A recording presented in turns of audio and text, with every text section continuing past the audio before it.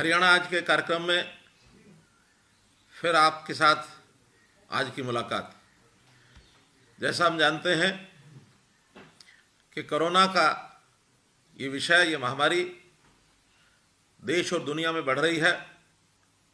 मुझे इस बात का संतोष है कि हरियाणा में हमने इसको आगे बढ़ने से एक प्रकार से रोका है। हमें रोकने में सफलता मिल रही है। पूर्व में घटना हुई कि मरकज़ के जो तबलीगी लोग थे उनके कारण से हमारे यहाँ संख्या बढ़ी। वो संख्या न बढ़ती तो आज हम बहुत अच्छी स्थिति में होते। आज हमारे यहाँ 308 टोटल केसेस हैं, जो 4 मार्च से इस समय तक के लिए 224 लोग इसमें से रिकवर हो गए हैं। इसकी प्रतिशत 72.72% है, जो देश के सभी प्रांतों में केरल को छोड़ करके सर्वाधिक है। हमारे यहाँ डबलिंग रेट भी 21 दिन का है, जो केंद्रीय स्तर के ऊपर 8 दिन का ये डबलिंग रेट है। तो हमारे यहाँ गति एक प्रकार की बहुत, हमने सामान्य बल्कि सामान्य से भी कम आगे कोरोना की बीमारी का जो फैलने का गति है उसको रोका हुआ है। एक्टिव केस मात्र 81 हैं। 3 बंधुओं की मृत्यु हुई है, जिसका हमें दुख है। ये जो फैटेलिटी रेट है ये भी 1% से कम हो गया है। ये सब और अच्छी अपेक्षा हम करते हैं, परंतु एक नया तथ्य वो भी सामने आया है कि प्रदेश का साथ लगता हमारा राजधानी प्रदेश दिल्ली, वहाँ संख्या एक प्रकार से बढ़ रही है और उनकी गति बहुत तेज़ है। दिल्ली आने जाने वाले लोग हरियाणा से बहुत बड़ी संख्या में 4 जिले हमारे साथ लगते हैं। सोनीपत है, झज्जर है, गुरुग्राम है, फरीदाबाद है।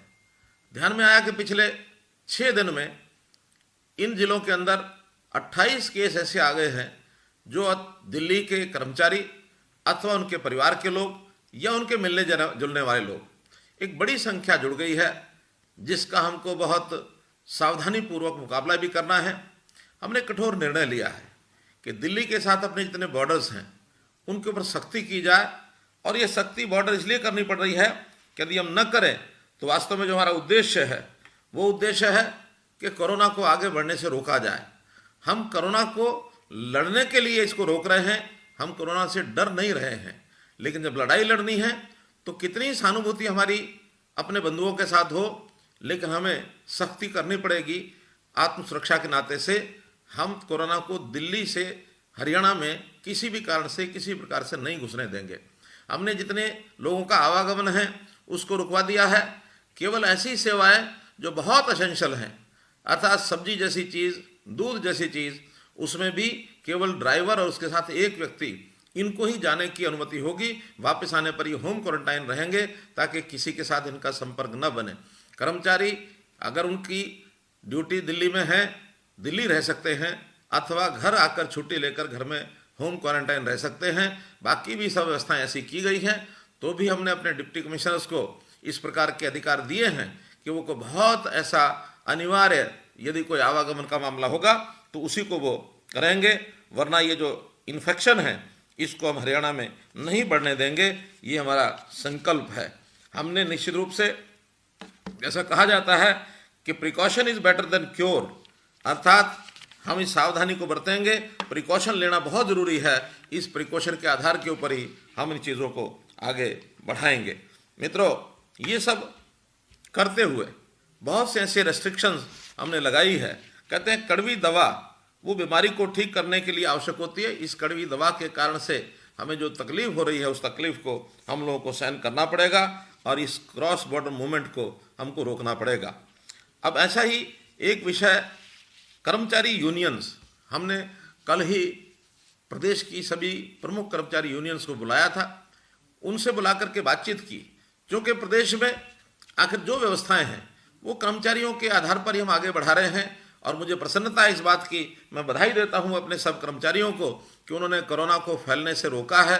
सभी विभाग, चाहे वो स्वास्थ्य विभाग हो, पुलिस विभाग हो, सफाई कर्मचारी हों, ये सब लोग हमारे इस काम में एक प्रकार से सारी व्यवस्थाओं को लागू करने में, सूचनाओं का पालन कराने में लगे हुए हैं।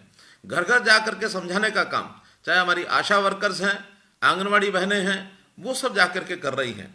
जन जागरण का काम करने से ही लोगों में लगता है कि हाँ, हमारा प्रशासन सहयोग कर रहा है।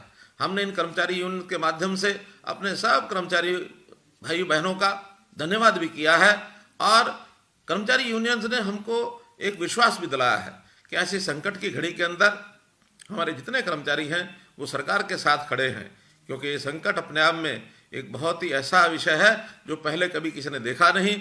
ऐसे अवसर पर हमारा हरियाणा का पूरा परिवार सब मिल करके इसको जड़ से उखाड़ फेंकने के लिए प्रतिबद्ध है। कर्मचारी उसमें अग्रणी हैं। साथ ही कर्मचारी जो यूनियंस बंधु थे उनसे बातचीत हुई कि हम लोगों को आखिर कुछ ना कुछ आर्थिक अपनी जो गतिविधियां हैं उसको भी बढ़ाना चाहिए। प्रधानमंत्री जी ने भी आह्वान किया था कि 20 अप्रैल को हमको अपनी गतिविधियां ये बढ़ानी है, और इन गतिविधियों को बढ़ाने के लिए जितने भी छूट हमने पहले दी थी उस छूट को और थोड़ा बढ़ाने का भी काम हम लोग कर रहे हैं। तो उस छूट को बढ़ाने के लिए हमने जो अभी तक निर्णय किए हैं उनमें से कुछ निर्णय आपके सामने मैं रखना चाहूँगा। जितने हमारे भट्ठे हैं, जो ब्रिक किलन्स हैं, उनको सबने हमने खुलवा दिया है। लगभग 2,07,000 ऐसे कर्मचारी जो है उसमें वहाँ काम कर रहे हैं, मजदूर उसमें काम कर रहे हैं।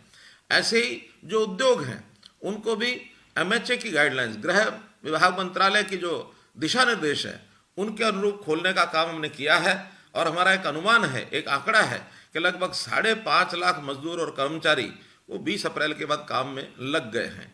लेकिन कल से ही इसका जो तीसरा फेज है इसको भी हमने शुरू करने के लिए कह दिया है। इसमें पूरे प्रदेश को 2 हिस्सों में बांटा है। एक 15 जिले वो हैं जहाँ कोरोना का प्रभाव कम है, 7 जिले ऐसे हैं जिनमें कोरोना का प्रभाव पिछले महीने में, अप्रैल के महीने में वो ज़्यादा बढ़ करके दिखा है। जिन 7 जिलों में गुरुग्राम, फरीदाबाद और इसके साथ पलवल, नूंह जिला, सोनीपत, पानीपत और पंचकुला, ऐसे 7 जिले हैं।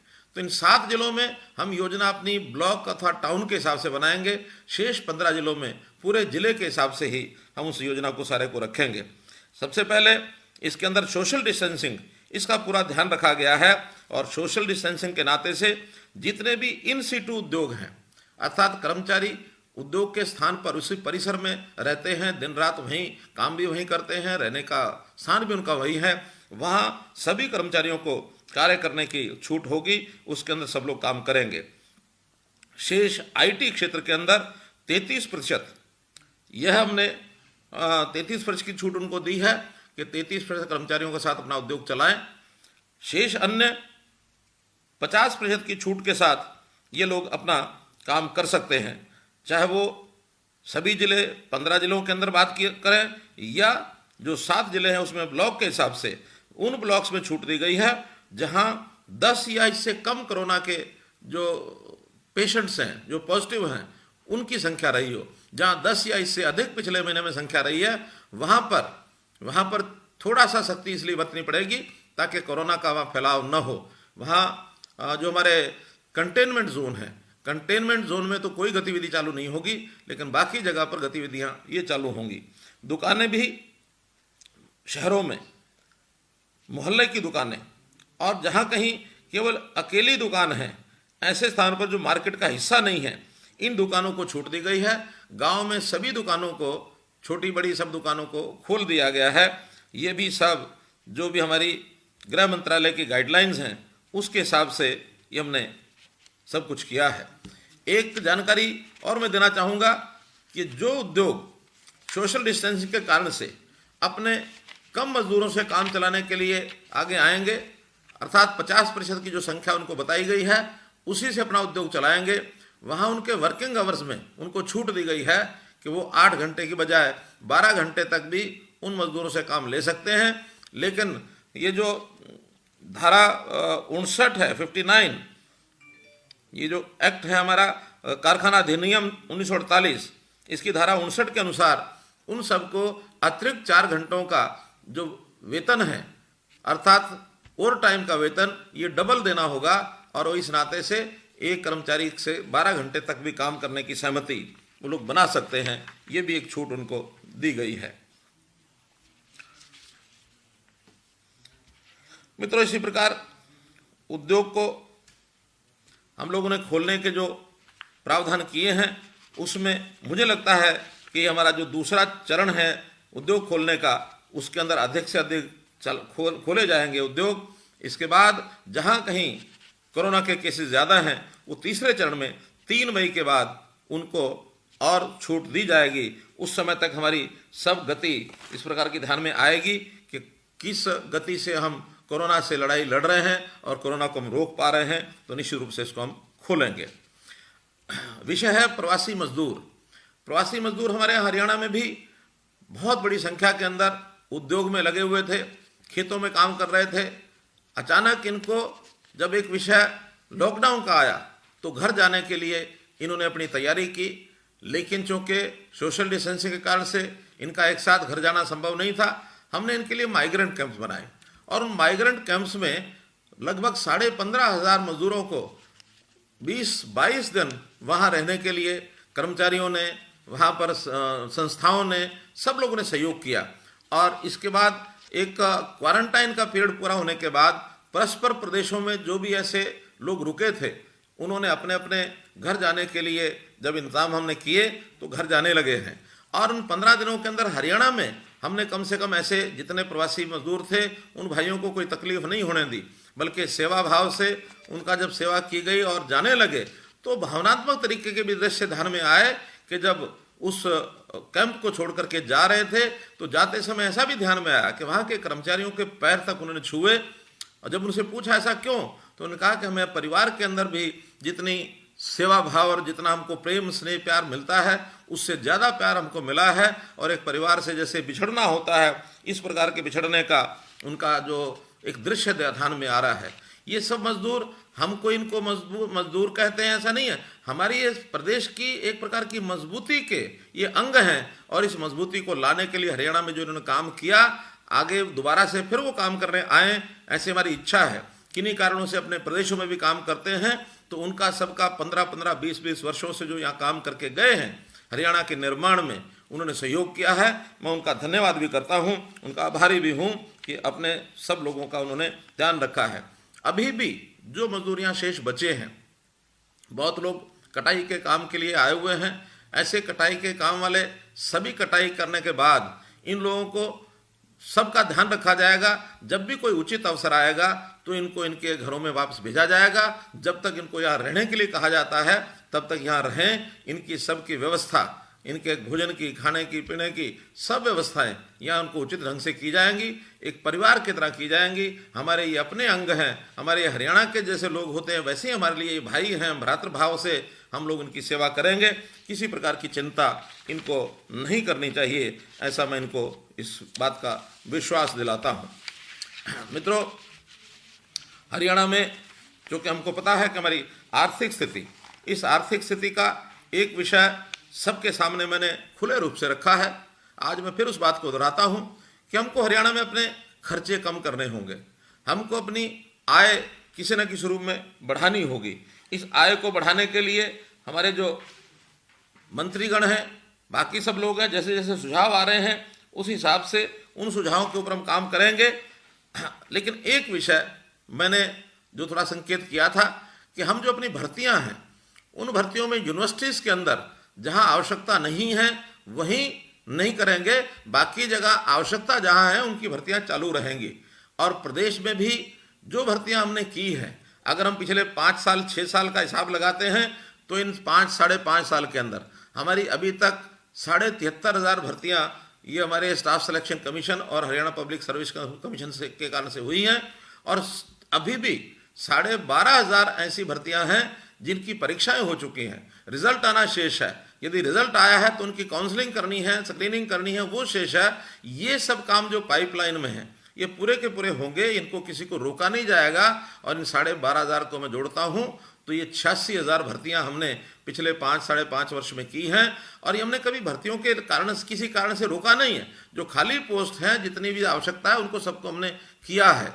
लेकिन अगर पिछले हमारे 6 साल से पहले 10 साल का हिसाब मैं लगाता हूँ तो चाहे स्टाफ सिलेक्शन कमीशन है, पब्लिक सर्विस कमीशन है, 10 साल के पूरे कार्यकाल में भी 86,000 भर्तियां हुई थी।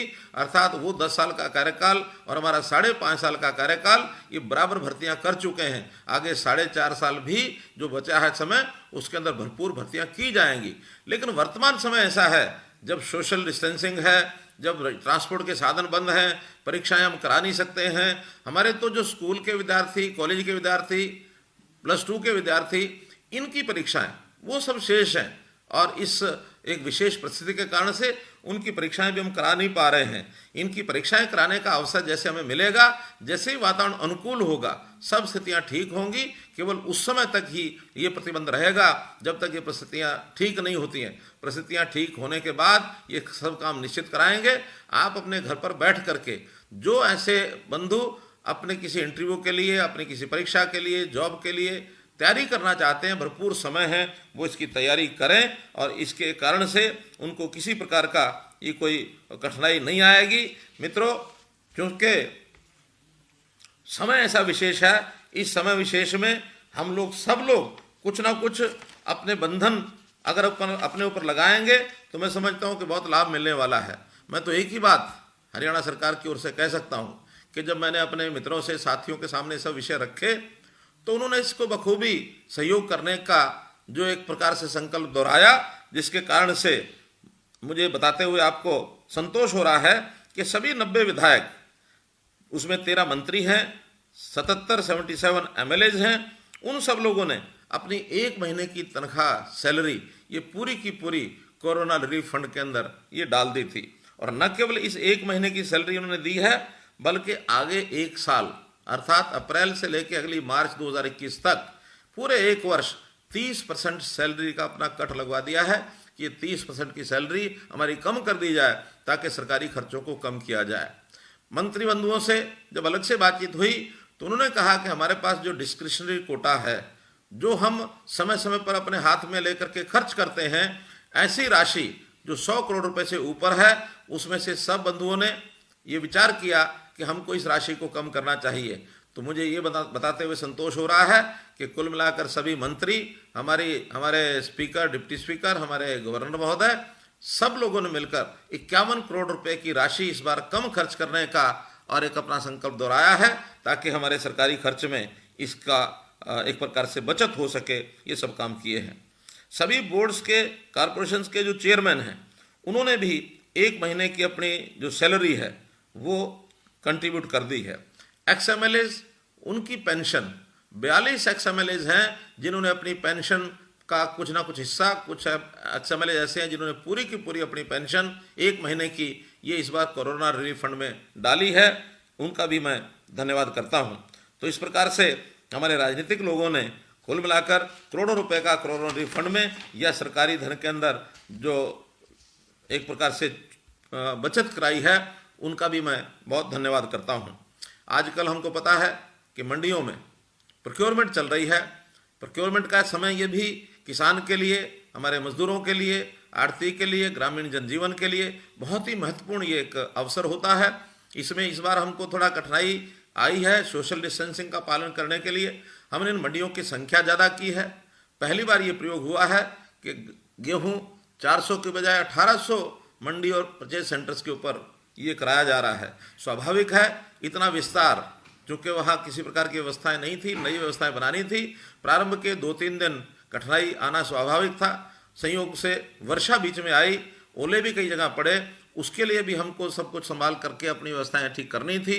कुछ आड़तियों के साथ भी हमारा एक विवाद हुआ था, बाद में उसको सुलझा लिया गया और उस सारे विषय को ठीक करते हुए हमारी प्रोक्योरमेंट बहुत ठीक प्रकार से चल रही है। अभी तक सरसों कुल मिलाकर 3,20,000 मीट्रिक टन ये खरीदी जा चुकी है। इसी प्रकार गेहूं 30 लाख से ऊपर मीट्रिक टन ये मंडियों में आ चुकी है। सरसों की पेमेंट प्रारंभ हो चुकी है। 527 करोड़ रुपए की पेमेंट दी जा चुकी है, जो 47,000 किसानों को मिली है। गेहूं की ये जो पेमेंट है वो आज शुरू कर दी जाएगी। आने वाले 2 दिनों में जिन लोगों ने गेहूं 3 दिन पहले बेची है, उन सबको गेहूं का पैसा ये मिल जाएगा और इस प्रकार से इस सारे विषय को सारे सुचारू ढंग से हम लोग आगे करेंगे। मुझे एक ही बात आप लोगों को कहनी है कि ये समय बहुत विशेष प्रकार का समय है। इस समय में जैसा हम जानते हैं कि जब भी कोई चलती हुई गाड़ी रुकती है, रुकने के कोई भी कारण हो सकते हैं, लेकिन जब उसको शुरू किया जाता है तो जब शुरू करते हैं तो गाड़ी एक साथ एकदम नहीं दौड़ती है। उसको प्रारंभ करने के लिए स्टार्ट करना पड़ता है। स्टार्ट करने के बाद उसका पहला गियर, दूसरा गियर, तीसरा गियर, गरारी में गरारी फंसते चली जाती है, गियर बढ़ते चले जाते हैं, पहिए अपनी गति पकड़ते चले जाते हैं, और जब सब पहिए गति पकड़ते हैं, गाड़ी आगे बढ़ती है तो 5वें गियर तक गाड़ी फुल स्पीड में आती है।